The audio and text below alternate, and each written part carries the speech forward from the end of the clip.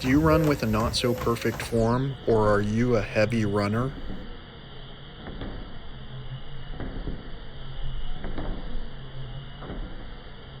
I recently picked up these Adidas Web Boost Dia de los Muertos running shoes for $66. Find out how by listening to the entire video. If you're watching this video on your mobile device, please be sure to turn your mobile device sideways so that you can view this video full screen. In this way, you'll be more easily able to see what the shoe outsoles are doing each time my foot strikes the treadmill. You'll also be able to compare what you're seeing as opposed to what you're going to be seeing with 3 different pairs of Brooks running shoes and 2 different pairs of On running shoes.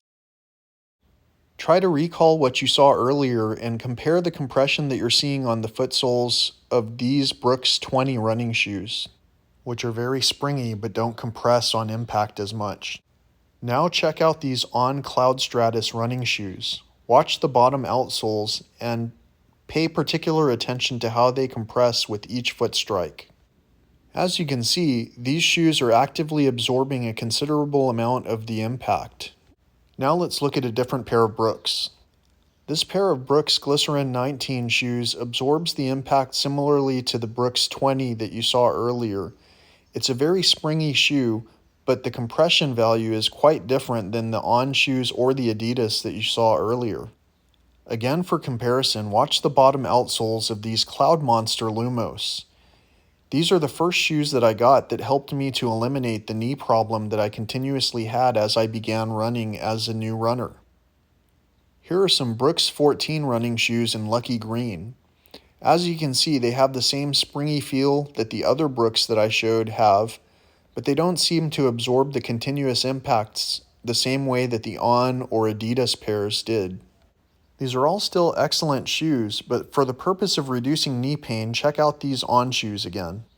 While all of these shoes are amazing running shoes, this pair of On Cloud Stratus was the first pair of shoes that I got that allowed me to run longer distances without developing any kind of additional knee problems over the course of the run.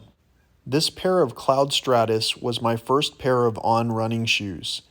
This pair of running shoes is the one that changed the game for me.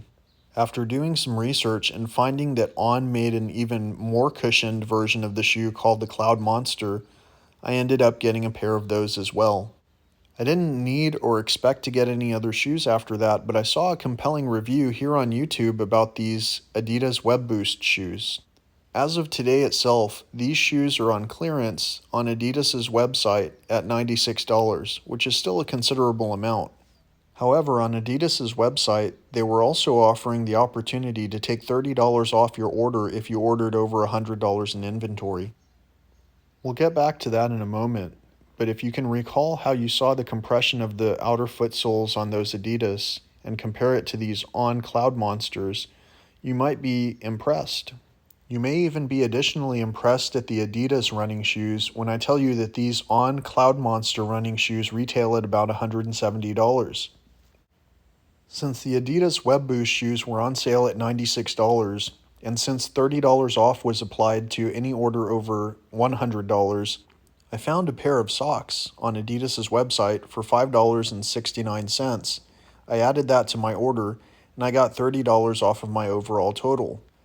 The overall cost, including taxes, for my new shoes and socks, including free shipping, came out to $80.10.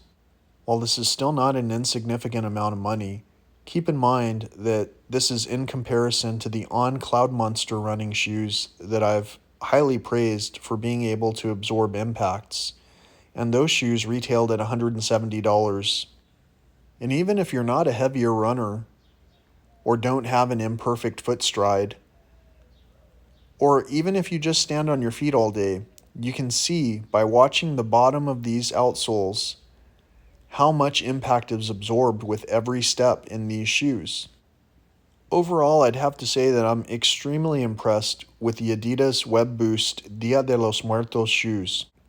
In closing, what I'd like to say from my experience as a heavier runner who had all of these troubles initially, including knee issues, blistering, and so forth, the shoes that absorb the most impact seem to provide the most benefit for me in my daily running experience, whether I was heel striking or landing perfectly flat. For this last portion of the video, I wanted to show as much detail as possible on the bottom outsoles of these shoes, so I started the run a little bit closer to the back of the treadmill, gradually moving towards the front of the treadmill. I should also note that these Adidas Web Boost shoes originally retailed at $160, which is not that far off from the Cloudmonsters that retailed at $170. So for me to be able to compare the two side by side and say that they were equally comparable in terms of the impact reduction is quite impactful, especially if you know that these shoes can be had for just $66 right now in a limited amount of sizes. The upper on this shoe is not 100% fabric like it is on the Cloudmonster, so it may not be as breathable as the Cloudmonster. However, I found that they're ventilated just enough to be comfortable over the course of the first few miles that I've run in them so far. I also happen to love nature. In fact, on my channels I talk a lot about wellness and conservation, with a primary focus on wildlife, and the monarch butterfly pattern on these shoes is fantastic. In addition, the Dia de los Muertos theme is also quite fitting for anyone who's ever visited and or lived in the San Antonio area. I hope you enjoyed this video. Please be sure to give it a thumbs up if you did, and either way, until next time, peace, love, and all that old school stuff.